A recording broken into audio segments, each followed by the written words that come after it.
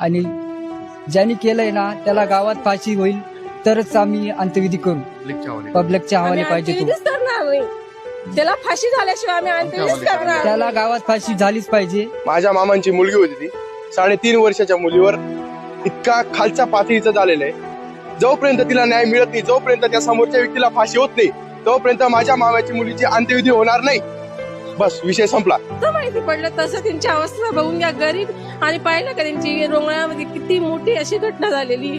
मग आम्हाला फक्त न्याय पाहिजे. त्याला फक्त आमच्या जवळ पाठवून द्या. आम्हाला न्याय हवा. बस काहीच नको पाहिजे. लहाण्याची हे बघा 3.5 वर्षाची मुलगी ती, जास्त बी मोठी नाही. फक्त न्याय पाहिजे आम्हाला बस. हे बघा वडिलांची आवश्यकता कशी झालेली.